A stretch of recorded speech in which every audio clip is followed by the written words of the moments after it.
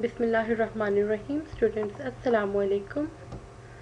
Science class 4, lecture number 13, page number 18, lesson number हमारा 5 है। Air.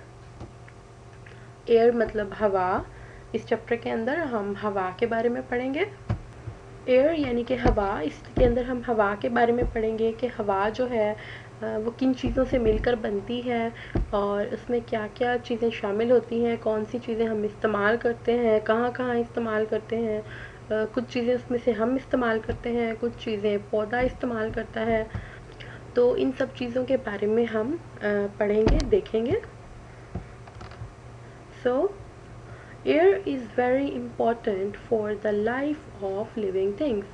हवा जिंदा जानदारों के लिए या जानदार अशिया के लिए बहुत ज़रूरी है। Air is the set of various gases. हवा बहुत सारी गैसों का मजमुआ है। Air is the thing which we cannot see. हवा वो चीज़ है जिसे हम देख नहीं सकते। यहाँ पे एक ओनली वर्ड, इसको आप क्रॉस कर दें, air is the only thing नहीं आएगा, ओनली को आप कट कर दें। But any living thing do not live without it. लेकिन कोई भी जिंदा चीज़ इसके बगैर नहीं रह सकती। इट्स लिखा हुआ है, आप यहाँ से एस को क्रॉस करेंगे, सिर्फ इट लिखा रहने देंगे। Life does not exist on moon because there is no air. चांद पर जिंदगी इसलिए नहीं है क्योंकि वहाँ पर कोई हवा नहीं है। Oxygen gas in the air makes clean our blood. Oxygen gas जो हवा के अंदर मौजूद है वो हमारे खून को साफ करती है। Plants prepare their food in photosynthesis with the help of this gas. पौधे फोटोसिंथेसिस का अमल करते हैं इसी गैस के ज़रिए से और खाना बनाते हैं अपना। The other gas name is the air. In the air is carbon dioxide. दूसरी गैस जो हवा में मौजूद होती है उसे हम कार्बन डाइऑक्साइड कहते हैं। There are water vapors also in the air beside of these gases. इन दोनों गैसों के अलावा भी हवा में कुछ होता है जिसे हम आबी बुखारात कहते हैं, यानी कि पानी गैस की शक्ल में मौजूद होता है, उसको बुखारात कहा जाता है। It causes great rainfall. ये बारिश का सबब बनते हैं या उसकी वजह बनते हैं। Different kind of dust particles include in the air because of wind blowing. हवा के चलने से बहुत किस्म के रेत के या मट्टी के ज़र्रे भी हवा में शामिल हो जाते हैं। There is 100 kilometers high cover of air on the earth. यहाँ हमारी ज़मीन के ऊपर कई 100 किलोमीटर की हवा की एक तह है, which is called atmosphere, जिसे हम एटमॉस्फेयर या अपना माहौल कहते हैं। एटमॉस्फेयर कहते हैं as soon as we move toward height. जैसे जैसे हम ऊपर बुलंदी की तरफ जाते हैं, the layer of air is be lesser. ये हवा की जो तह है ये कम होती जाती है। Air is present everywhere. हवा हर जगह मौजूद है। There is no empty place without air. कोई जगह भी खाली नहीं है जिसमें हवा मौजूद ना हो।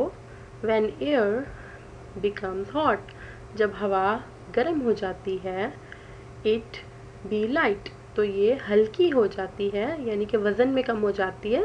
Air rises upwards after lighten. जब ये हल्की हो जाती है तो ये ऊपर की तरफ उठती है।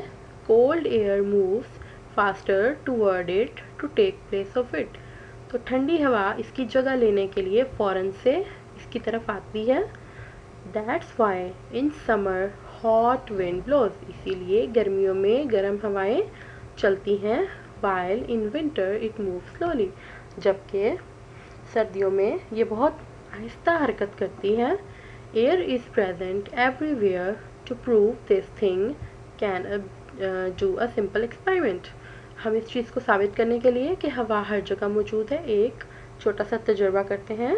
We can prove that with the help of this experiment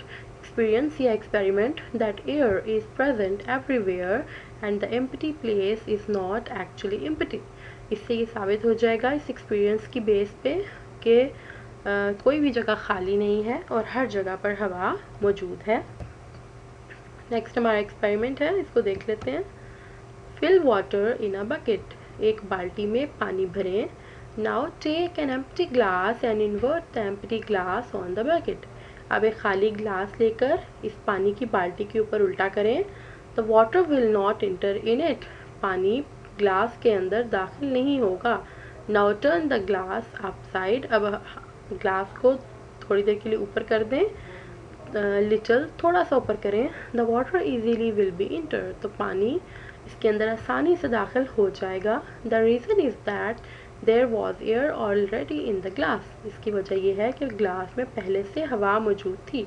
water did not enter because of air presence, पानी हवा की मौजूदगी की वजह से दाखिल नहीं हुआ।